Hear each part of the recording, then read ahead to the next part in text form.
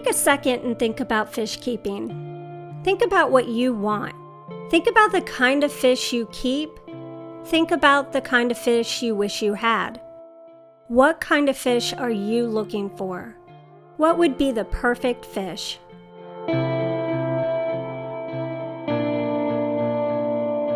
No matter what kind of fish you just named, think about that fish. Think about what that fish would look like. Bright colors, perfect fins, perfect. Everything has to be perfect. As fish keepers, we'll look all over for that perfect fish. We'll talk to everyone we know and ask them where's the best place to buy them. Who has the perfect fish for sale? The fish is out there somewhere. It's just a matter of finding it. But here's the bigger question. What about the other fish? What about the fish that aren't perfect? What about the fish that aren't the prettiest colors?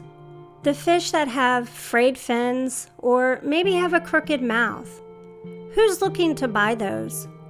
What happens to them?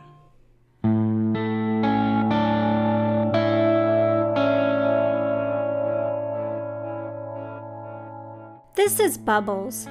Bubbles was in a cup at the pet store for weeks. I go in there all the time, but I never saw him because he was behind all of the other cups that had the pretty betas in them.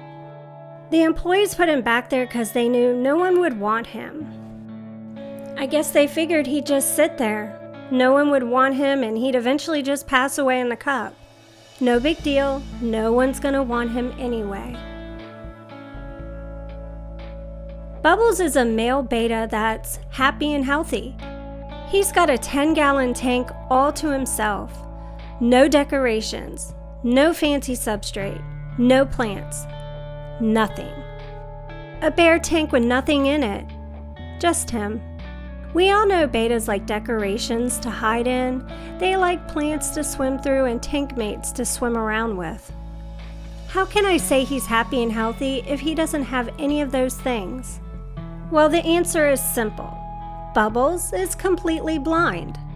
In fact, his eyes are severely deformed. We feed Bubbles by hand twice a day. We've got to put the food right in front of him, otherwise he'll have no idea it's even there. Yeah, he eats like a pig. So why did I buy this fish? Did I do it to get attention on YouTube? No. I've had him for 6 months, and this is the first time I've said anything about him. Did I buy him so people would look at me and say, "Aw, she's such a good person"? No. I bought this fish and paid full price for him for several reasons. Reason number 1, I'm a fish keeper. I'm a fish keeper and, well, Bubbles is a fish. Reason number 2 is I love betas and, well, Bubbles is a beta. Reason number 3 is the biggest reason, and that is that Bubbles is a living thing. A living thing that didn't stand a chance being stuck behind all of the other fish on the shelf at the pet store. He didn't stand a chance because if someone bought him and put him with other fish, he would never get any food and probably get beat up or killed. It's not his fault that he was born this way. It's not his fault that he's not as attractive as all the other fish at the store.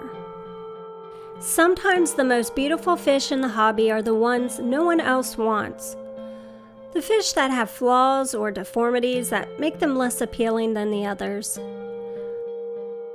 Not only does it make you feel good that you're picking up a fish that no one else wanted and giving them a chance at a happy and healthy life, but it also warms your heart, and I know it's hard to believe, but in most cases the fish, or any animal for that matter, will reward you for it. It's as if they know they were the underdog and you're the one that helped them. As weird as it sounds, the bond that develops between you and that special fish is amazing. You have to experience it for yourself to truly get what I mean. Next time you're at the pet store looking for fish, or even if you're looking for a reptile, bird or critter, look for it. Look for the one that no one else will see. Look for the one that calls to you instead of you calling to it. That's the one to buy. Trust me on this one.